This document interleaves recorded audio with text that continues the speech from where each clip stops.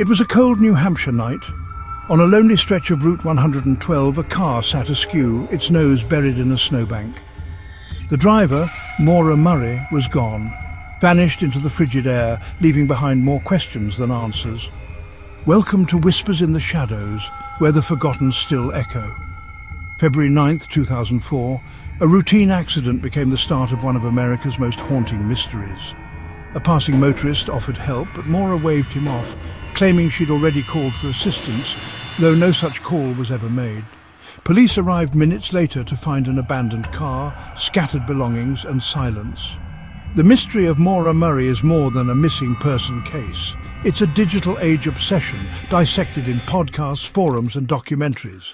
Despite years of searching, the central question remains, what happened to Maura Murray on that dark road? The details, packed bags, strange emails, a destination never reached, only deepen the puzzle.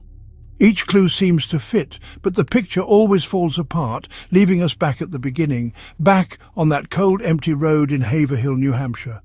Back with the flashing lights illuminating a black Saturn, its driver gone, and a mystery that refuses to end. Who was Maura Murray? Before she became a mystery, she was a daughter, a sister, a friend, a 21-year-old nursing student at UMass Amherst. She was a star athlete, a former West Point cadet, seemingly on a clear path. But in the days before her disappearance, cracks appeared. A minor car accident, a breakdown at work, and a lie about a family death. On the day she vanished, Maura packed a bag, withdrew cash, searched for directions to Vermont and New Hampshire, and called a condo rental. Her actions pointed to a plan, an escape, but for how long? Police found her textbooks, birth control, and an open container of alcohol in her car, along with directions to Burlington. Why that route? Why that remote road? Her father believed she just needed to clear her head. Others see careful planning to disappear. A life, it seemed, was being quietly left behind, and the questions only multiplied. The scene on Route 112 was quiet when police arrived. Local bus driver Butch Atwood had already stopped, offering help. Maura declined. There was no cell service, no record of her call for help. Atwood called 911 anyway, but by the time police arrived, Maura was gone. The car was locked. Inside, a box of wine, red stains on the upholstery and snow, her wallet, credit card, cell phone and keys missing. It was as if she'd stepped out expecting to return, but she never did. Search teams with dogs and helicopters scoured the woods and roads but found nothing. No footprints, no clothing, no trace. The trail went cold almost instantly. The lack of evidence was baffling. If she wandered into the woods, surely something would have been found. If she was picked up, by whom? And why have they never come forward? The silence after the crash was deafening. The void was soon filled by public speculation and a family's unending grief.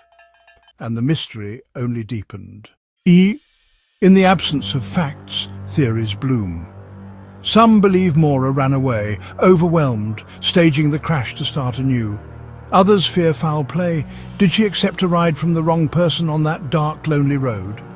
Another theory, she met someone that night, perhaps a tandem driver who picked her up immediately after the crash. Or maybe she wandered into the woods, lost to the elements, her remains hidden by the unforgiving terrain. The internet has spawned countless other ideas, some plausible, some wild. Every detail, her packed bags, the rag in the tailpipe, the books she read, has been analysed for hidden meaning. Theories multiply, but answers remain elusive. The whispers in the White Mountains have become a chorus of what-ifs, and the enigma endures. For Maura's family, her disappearance is a wound that never heals. Fred Murray has never stopped searching, returning to New Hampshire, organising searches and pushing for answers. The case, one of the first true crime mysteries of the digital age, has drawn a global community of followers. Public fascination keeps Maura's story alive, but also brings misinformation and painful speculation. The family must navigate both private grief and a public narrative beyond their control. Maura's case is the ultimate cold case, a story that resists resolution. For law enforcement, it's a lesson in the challenges of rural investigations and digital age sleuthing. For her family, it's simply about a missing daughter, a bright young woman who vanished. leaving behind a silence that still echoes today.